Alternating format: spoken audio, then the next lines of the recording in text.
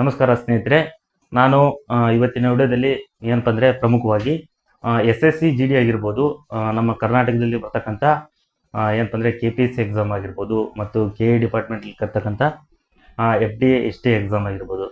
ಪ್ರಮುಖವಾಗಿ ಈಗ ಏನಪ್ಪ ಅಂದರೆ ಶಾಲಾ ಶಿಕ್ಷಕರ ನೇಮಕಾತಿ ಸಂಬಂಧಪಟ್ಟಿರ್ತಕ್ಕಂಥದ್ದು GPSR, HSTR ಮತ್ತು PSTR ಅಲ್ಲಿ ಏನಪ್ಪ ಅಂದರೆ ಪೇಪರ್ ಒನ್ನಲ್ಲಿ ಕಾಮನ್ ಆಗಿರ್ತಕ್ಕಂತಹ ಏನಪ್ಪ ಅಂದರೆ ಮೆಂಟಲ್ ಅಬಿಲಿಟಿ ಸಬ್ಜೆಕ್ಟ್ ಅವ್ರಿಗೆ ಏನಪ್ಪ ಅಂದರೆ ಮೆಂಟಲ್ ಅಬಿಲಿಟಿ 20 ಅಥವಾ 25 ಮಾರ್ಕ್ಸಿಗೆ ಏನಪ್ಪ ಅಂದರೆ ಕಂಪಲ್ಸರಿ ಇರುತ್ತೆ. ಅಲ್ಲಿ ಏನಪ್ಪ ಅಂದರೆ ಆ ಕ್ವಶನ್ ಇರುತ್ತವೆ. ಅಲ್ಲಿ ಯಾವ ರೀತಿಯಾಗಿರ್ತಕ್ಕಂಥ ಕ್ವಶನ್ ಕೇಳ್ತಾರೋ ಅನ್ನೋದ್ರ ಬಗ್ಗೆ ನಾನು ಹೇಳ್ತೀನಿ.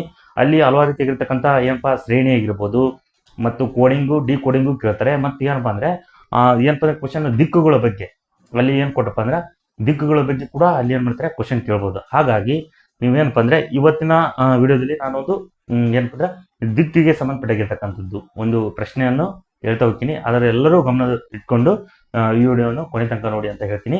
ಹಾಗಾದರೆ ಬನ್ನಿ ಕ್ವಶನ್ ಯಾವ ರೀತಿಯಾಗಿರ್ತಕ್ಕಂಥ ಐತಿ ಅನ್ನೋದ್ರ ಬಗ್ಗೆ ನಾನು ಹೇಳ್ತೀನಿ.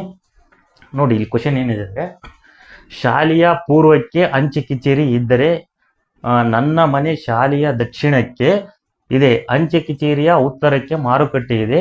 ಅಂಚೆ ಕಚೇರಿಯಿಂದ ಮಾರುಕಟ್ಟೆಗೆ ಇರುವ ಅಂತರವು ಶಾಲೆಯಿಂದ ನನ್ನ ಮನೆಯ ಅಂತರಕ್ಕೆ ಸಮನಾಗಿದ್ದರೆ ಅಲ್ಲಿ ಏನಿದ್ರೆ ನನ್ನ ಶಾಲೆಗೆ ಸಂಬಂಧಿಸಿದಂತೆ ಮಾರುಕಟ್ಟೆ ಗುರುತು ಯಾವ ದಿಕ್ಕಿನಲ್ಲಿದೆ. ಇಲ್ಲಿ ಏನು ಮಾಡಿದರೆ ಆಪ್ಷನ್ ಕೊಟ್ಟಿದ್ದಾರೆ. ನೀವು ಕಂಡಿರ್ತಕ್ಕಂತಹ ಉತ್ತರಕ್ಕೆ ಇಲ್ಲಿ ನೈಋತ್ಯನ ಅಥವಾ ಬಿ ಆಪ್ಷನ್ ಈಶಾನ್ಯದಲ್ಲಿದೆಯೋ, ಉತ್ತರದಲ್ಲಿಯೋ, ಡಿ ಪೂರ್ವದಲ್ಲಿದೆಯೋ. ನಿಮಗೆ ಈ ಕ್ವಶನ್ ಕೊಟ್ಟಾಗ ನೀವು ಯಾವ ರೀತಿಯಾಗಿರ್ತಕ್ಕಂಥ ಬಿಡಿಸ್ಬೇಕು ಅನ್ನೋದ್ರ ಬಗ್ಗೆ ನಾನು ಹೇಳ್ತೀನಿ.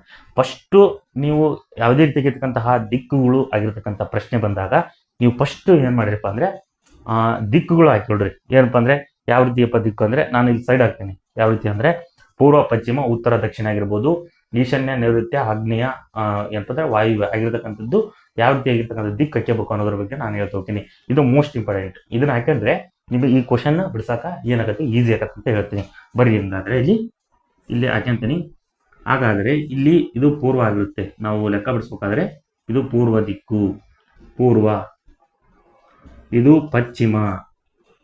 ಇಲ್ಲಿ ನಾವು ಈ ಕಡೆ ತಕ್ಕಂದ್ರೆ ಕೆಳಗೆ ಇದು ಉತ್ತರ ಆಗುತ್ತೆ, ಇದು ದಕ್ಷಿಣ ಆಗುತ್ತೆ. ಆದರೆ ಮತ್ತೆ ಇನ್ನೊಂದು 4 ಬರ್ತಕ್ಕಂತಹ ದಿಕ್ಕುಗಳು ಅದಾವು. ಅವು ಏನಪ್ಪ ಅಂದ್ರೆ ನಾವು ನೋಡೋಣ.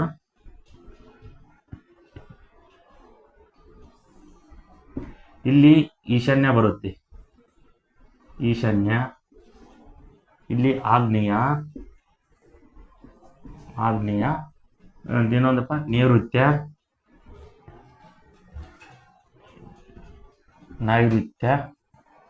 ಇದು ವಾಯುವ್ಯ ಅಂತ ಕರಿಬೋದು ನಾನು.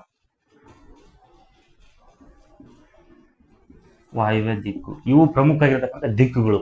ಅವು ಕನ್ನಡದಲ್ಲಿ ನಾವು ಏನು ಮೆನ್ಷನ್ ಮಾಡ್ತೀವೋ ಅವು ದಿಕ್ಕುಗಳು ಅಂತ ಹೇಳ್ತೀವಿ. ಇದು ಪೂರ್ವ, ಇದು ಪಶ್ಚಿಮ, ಇದು ಉತ್ತರ, ದಕ್ಷಿಣ ಮೇನ್ ಆಗಿರ್ತಕ್ಕಂಥ ದಿಕ್ಕುಗಳು. ಮತ್ತು ಸಾಮಾನ್ಯ ದಿಕ್ಕುಗಳಾದರೆ ಅಲ್ಲಿರ್ತಕ್ಕಂಥ 8 ದಿಕ್ಕುಗಳು ಯಾವಪ್ಪ ಅನ್ನೋದ್ರೆ ಅಲ್ಲಿ ಎಕ್ಸ್ಟ್ರಾ ಈಶಾನ್ಯ ಬರುತ್ತೆ, ಆಗ್ನೇಯ ಬರುತ್ತೆ, ನೈಋತ್ಯ ಬರುತ್ತೆ, ವಾಯುವ್ಯ ಬರುತ್ತೆ. ಇದು ಗೊತ್ತಿದ್ರೆ ನಿಮಗೆ ಈ ಲೆಕ್ಕ ಗೊತ್ತಾಗುತ್ತೆ ಅಂತ ನಾನು ಹೇಳ್ತೀನಿ. ನೆಕ್ಸ್ಟ್ ಏನಪ್ಪಾ ಅನ್ನೋದಾದ್ರೆ ಇಲ್ಲಿ ನೋಡೋಣ. ಶಾಲೆಯ ಪೂರ್ವಕ್ಕೆ ಅಂಚೆ ಕಚೇರಿ ಇದ್ದರೆ ಇಲ್ಲಿ 1ನೇ ಲೈನಲ್ಲಿ ನಾವು ತಗೊಳ್ಳೋಣ. ಒಂದು ಶಾಲೆ ಬರ್ಕೊಳ್ಳೋಣ. ಫಸ್ಟ್ ನಾವು ಇಲ್ಲಿ ಶಾಲೆ ಐತೆ ಅಂತ ಬರ್ಕೊಳ್ಳೋಣ. ಇದು ಶಾಲೆ, ಇಲ್ಲಿ ಬರ್ಕೊಂಡ್ಬಿಡೋಣ. ಶಾಲೆ ಹಾಕೊಂಡ್ವಿ, ಮೇನ್ ಆಗಿರ್ತಕ್ಕಂಥದ್ದು. ಇಲ್ಲಿ ನೋಡ್ಬೋದು, ಶಾಲೆಯ ಪೂರ್ವಕ್ಕೆ ಅಂಚೆ ಕಚೇರಿ. ನಾನು ಇಲ್ಲಿ ಹಾಕ್ತೀನಿ. ಇದು ಶಾಲೆ ಕಾನ್ಸ್ಟೆಂಟ್ ಆಗಿ ಬರ್ಕೊಂಡ್ವಿ. ಇದು ಅಂಚೆ ಕಚೇರಿ ಅಂತ ಇದೆ. ಇದ್ದರೆ ಎಲ್ಲಿ ಇದ್ದಿದ್ದು ಪೂರ್ವಕ್ಕೆ ಇದೆ ಅಂತ ಬರೆದಿದ್ದಾರೆ. ಹಾಗಾದ್ರೆ ಇಲ್ಲಿ ನೋಡಿ, ಇದು ಶಾಲೆ ಇಲ್ಲಿತ್ತಪ್ಪ ಅಂದ್ಕೊಂಡ್ರೆ ಇದು ಪೂರ್ವ ಅಂದ್ರೆ ಈ ಕಡೆ ಬರುತ್ತೆ. ನಾನು ಈ ಕಡೆ ಬರ್ಕೋಬೇಕು ಪೂರ್ವ. ಹಾಗಾದ್ರೆ ಇಲ್ಲಿ ನಾನು ಏನ್ ಮಾಡ್ಕೊಳ್ಳೋಣ, ಅಂಚೆ ಅಂತ ಬರ್ಕೊಳ್ಳೋಣ. ಅಂಚೆ ಬರ್ಕೊಂಡ್ವಿ. ನೆಕ್ಸ್ಟ್ ಆಯ್ತು. ನೆಕ್ಸ್ಟ್ ಏನೈತಿ, ಇದ್ದರೆ ನನ್ನ ಮನೆ ಶಾಲೆಯಿಂದ ದಕ್ಷಿಣಕ್ಕೆ ಇದೆ.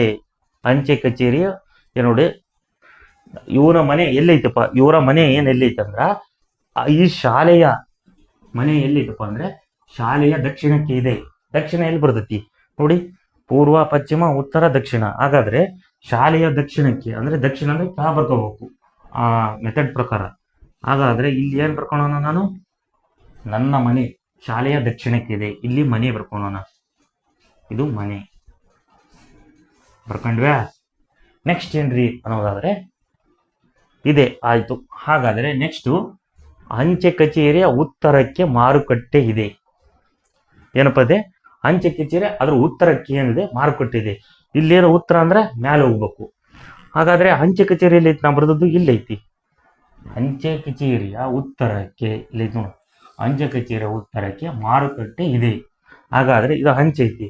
ಅಂಚೆ ಕಚೇರಿಯ ಉತ್ತರಕ್ಕೆ ಅಂದ್ರೆ ನಾನು ಏನ್ ಮಾಡ್ಬೇಕು, ಇದು ಪೂರ್ವ ಬರುತ್ತೆ, ಇದು ಪಶ್ಚಿಮ ಬರುತ್ತೆ, ಇದು ಉತ್ತರ ಬರುತ್ತೆ, ದಕ್ಷಿಣಕ್ಕೆ. ಅವನೇನ್ ಕೊಟ್ಟಿದ್ದಾರೆ ಉತ್ತರಕ್ಕೆ ಅಂದ್ರೆ ಮ್ಯಾಲೆ ಒಯ್ಬೇಕು ನಾನು. ಹಾಗಾದ್ರೆ ನಾವೇನ್ ಮಾಡ್ಬೇಕಪ್ಪ, ಇಲ್ಲಿ ನಾವೇನ್ ಮಾಡ್ಬೇಕು, ಮಾರುಕಟ್ಟೆ ಅಂತ ಬರ್ಕೊಂಡೋಣ. ಮಾರುಕಟ್ಟೆ ಬರ್ಕೊಂಡ್ರೆ ಇದನ್ನ ನಾವು ಈ ತರ ಹಾಕೊಂಡೋಣ.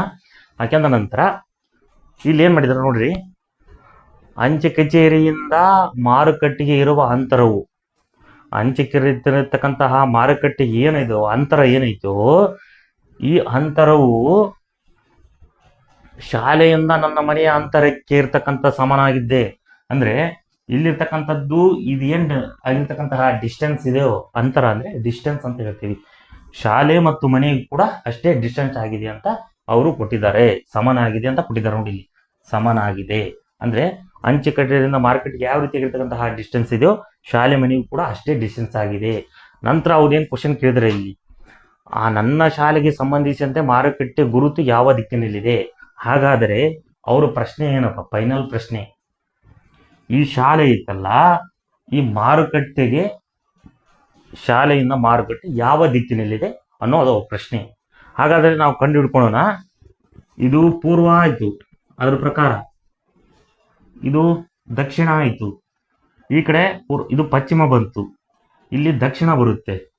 ನೆಕ್ಸ್ಟ್ ಏನಪ್ಪಾ ಅಂದ್ರೆ ದಿಕ್ಕುಗಳು ಬರ್ತಾವಲ್ಲ, ಈಶಾನ್ಯ ಆಗ್ನೇಯ. ಇಲ್ಲಿ ಏನ್ ಬರ್ಕೊಂಡ ನಾವು, ಇದು ಈಶಾನ್ಯ ಬರುತ್ತೆ. ಹಾಗಾದ್ರೆ ಈಶಾನ್ಯ, ಇಲ್ಲಿ ಏನಪ್ಪಾ ಅಂದ್ರೆ ಆಗ್ನೇಯ ಬರುತ್ತೆ. ಆಗ್ನೇಯ ಬಂತ, ಇದು ನೈಋತ್ಯ, ನೈಋತ್ಯ ಬಂತು, ಇದು ವಾಯುವ್ಯ ಅಂತ ಬರ್ಕೊಂಡ್ವಿ. ಹಾಗಾದ್ರೆ ಆನ್ಸರ್ ನಿಮ್ಗೆ ಸಿಕ್ತ ಅನ್ಸ್ತೈತಿ. ಸೊ ಶಾಲೆಯಿಂದ ಮಾರುಕಟ್ಟೆಗೆ ಇರ್ತಕ್ಕಂಥದ್ದು ಈಶಾನ್ಯ ದಿಕ್ಕಿನಲ್ಲಿದೆ. ನಿಮ್ಗೆ ತಿಳಿಬಹುದು, ಈ ಡೈಗ್ರಾಮ್ ಮೂಲಕ ನಾವು ನಿಮಗೆ ಅರ್ಥ ಆಗುವ ರೀತಿಯಲ್ಲಿ ನಾನು ಬಿಡಿಸಿದ್ದೇನೆ. ಯಾಕಂದ್ರೆ ಇಲ್ಲಿ ಸಾಮಾನ್ಯ ರೀತಿಯಾಗಿರ್ತಕ್ಕಂಥ ಏನಪ್ಪಾ ಅಂದ್ರೆ ದಿಕ್ಕಿನಲ್ಲಿ ಇಲ್ಲ, ಇದು ಈಶಾನ್ಯ ದಿಕ್ಕಿನಲ್ಲಿದೆ ಅಂತ ಹೇಳ್ಬೋದು. ಹಾಗಾಗಿ ನಾವು ಏನಪ್ಪಾ ಅಂದ್ರೆ ಮಾರುಕಟ್ಟೆ ಐತಲ್ಲಪ್ಪ ಯಾವ ದಿಕ್ಕಿನಲ್ಲಿದೆ ಅಂದ್ರೆ ಪ್ರಮುಖವಾಗಿ ಈ ಈಶಾನ್ಯ ದಿಕ್ಕಿನಲ್ಲಿ ಇದೆ. ಅಂದ್ರೆ ಶಾಲೆಯ ಯಾವ ದಿಕ್ಕಿನಲ್ಲಿದೆ, ಮಾರುಕಟ್ಟೆಯು ಯಾವ ದಿಕ್ಕಿನಲ್ಲಿದೆ, ಈಶಾನ್ಯ ದಿಕ್ಕಿನಲ್ಲಿದೆ. ಸೊ ಇಲ್ಲಿ ಆಪ್ಷನ್ ನಲ್ಲಿ ಈಶಾನ್ಯ ಎಲ್ಲಿದೆ ಅಂತ ನಾವು ನೋಡ್ಬೇಕು. ಸೊ ಇಲ್ಲಿ ಆಪ್ಷನ್ ನೈಋತ್ಯ ಅಂತ ಇದೆ ಅಲ್ಲ, ಬಿ ಈಶಾನ್ಯ. ಇಲ್ಲಿ ಸರಿಯಾಗಿರ್ತಕ್ಕಂಥ ಉತ್ತರ ನಾವು ಫೈನಲ್ ಆಗಿರ್ಬೋದು ಬಿ ಅಂತ ಹಾಕ್ಬೋದು. ಹಾಗಾಗಿ ಇದಕ್ಕೆ ಸರಿಯಾದ ಉತ್ತರ ಏನಪ್ಪಾ ಅಂದ್ರೆ ಬಿ ಆಗುತ್ತೆ. ಈ ರೀತಿ ಆಗಿರ್ತಕ್ಕಂಥ ನಾವು ನೋಡ್ಬೋದು ಎಲ್ಲಾ ವಿದ್ಯಾರ್ಥಿಗಳು ಯಾವುದೇ ಮೆಂಟಲ್ ಎಬಿಲಿಟಿ ಅಂದ್ರೆ ಸೆಂಟ್ರಲ್ ಗೌರ್ಮೆಂಟ್ ಆಗಿರ್ತಕ್ಕಂಥ ಎಲ್ಲಾ ಎಕ್ಸಾಮ್ ನಲ್ಲಿಯೂ ಇದೇ ರೀತಿಯಾಗಿರ್ತಕ್ಕಂತಹ ದಿಕ್ಕುಗಳ ಬಗ್ಗೆ ಅವ್ರು ಏನ್ ಮಾಡ್ತಾರೆ, ಕ್ವಶನ್ಗಳು ಕೇಳ್ತಾ ಹೋಗ್ತಾರೆ. ಹಾಗಾಗಿ ನೀವು ಎಲ್ಲರೂ ಏನ್ ಮಾಡಪ್ಪ ಅಂದ್ರೆ, ಯಾರ್ಯಾರು ಈಗ ಹೊಸದಾಗಿ ಈ ಚಾನಲ್ ನೋಡ್ತಿದ್ರೋ ಅವರೆಲ್ಲರೂ ಏನಪ್ಪ ಅಂದ್ರೆ ಸಬ್ಸ್ಕ್ರೈಬ್ ಮಾಡಿ ಮತ್ತು ಲೈಕ್ ಮಾಡಿ. ನಿಮ್ಗೇನಾದ್ರೂ ಇದಕ್ಕೆ ಸಂಬಂಧಪಟ್ಟಿರ್ತಕ್ಕಂತಹ ಏನಾದರೂ ಪ್ರಾಬ್ಲಮ್ ಇದ್ರೆ ಕಾಮೆಂಟ್ ಮೂಲಕ ತಿಳಿಸಿ, ನಾವು ಅದಕ್ಕೆ ತಕ್ಷಣ ರೀತಿಯಾಗಿರ್ತಕ್ಕಂಥ ಉತ್ತರವನ್ನು ಕೊಡ್ತೇವೆ. ಮತ್ತೆ ಏನಪ್ಪಾ ಅಂದ್ರೆ ಈ ದಿಕ್ಕುಗಳಿಗೆ ಸಂಬಂಧಪಟ್ಟಿರ್ತಕ್ಕಂಥದ್ದು ಮುಂದುವರೆದ ಭಾಗ ಅಂದ್ರೆ ಅಪ್ಡೇಟ್ ಯಾವ ರೀತಿಯಾಗಿರ್ತಕ್ಕಂತಹ ಕ್ವಶನ್ ಕೇಳ್ತಾರೋ ಅನ್ನೋದ್ರ ಬಗ್ಗೆ ನಾನು ಮುಂದಿನ ವಿಡಿಯೋದಲ್ಲಿ ಹೇಳ್ತಾ ಹೋಗ್ತೀನಿ. ಹಾಗಾಗಿ ನಾನು ಮುಂದಿನ ವಿಡಿಯೋದಲ್ಲಿ ಬೇರೆ ವಿಷಯದೊಂದಿಗೆ ನಾನೇನ್ ಮಾಡ್ತೀನಪ್ಪ ಅಂದ್ರೆ ಕ್ಲಾಸಸ್ ಕೂಡ ಏನಪ್ಪ ತೆಗೆದುಕೊಳ್ತಾ ಹೋಗ್ತೀನಿ ಅಂತ ಹೇಳಿ ನಾನೇನಪ್ಪ ಅಂದ್ರೆ ಇಂದಿನ ತರಗತಿಯನ್ನು ಮುಗಿಸ್ತಾ ಇದ್ದೀನಿ. ಧನ್ಯವಾದಗಳು.